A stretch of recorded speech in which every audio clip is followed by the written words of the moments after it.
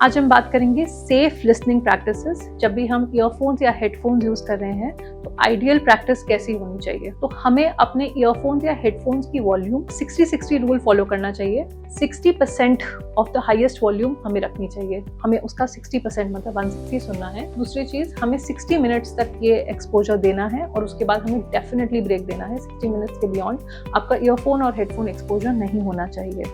दूसरी चीज, अगर आसपास का एनवायरनमेंट लाउड है, जस्ट बिकॉज उस आवाज को आपको ड्राउन करना है, इसका मतलब ये नहीं है कि आप अपने ईयरफोन या हेडफोन की आवाज उस आवाज को ड्राउन करने के लिए बढ़ा दें। स्पेशली ये जिम्स में जहाँ पे ऑलरेडी बहुत ज्यादा म्यूजिक होता है, या एयरप्लेन्स में जब आप फ्लाइट ले रहे हैं तो शोर बहुत होता है। यूजुअली हम अपने ईयरफोन्स की आवाज बढ़ा लेते हैं उस म्यूजिक को ड्राउन करने के लिए, but that should not be the common practice. आपका ईयरफोन और हेडफोन का आवाज आपके स्मार्टफोन में एक लिमिट दी होगी, उस लिमिट से ऊपर नहीं जाना चाहिए। दूसरी चीज, हमें बड़े बड़े गैप्स देने शुरू करने होंगे, जहाँ पे अगर आपको सुनना भी है तो आप बिना ईयरफोन्स या हेडफोन्स के सुने। And if you are listening to the television and everything, avoid using Bluetooth. चौथी चीज, अगर आपको रिकग्नाइज हो रहा है कि आपको कुछ सुनाई कम देना शुरू हो गया है या टिनिटस आ रहा है, तो आपको ये प्रैक्टिसेस बहुत ज्यादा लिमिट करनी होंगी अपनी प्रैक्टिस में, और आपको एक हियरिंग टेस्ट करवाना होगा ये देखने के लिए कि आपकी नर्व तो वीक होनी शुरू नहीं हो गई है। और एक और बात है कि अगर हमें ईयरफोन्स या हेडफोन्स यूज करने हैं तो हम ओवर द ईयर प्रेफर कर सकते हैं इन द ईयर के।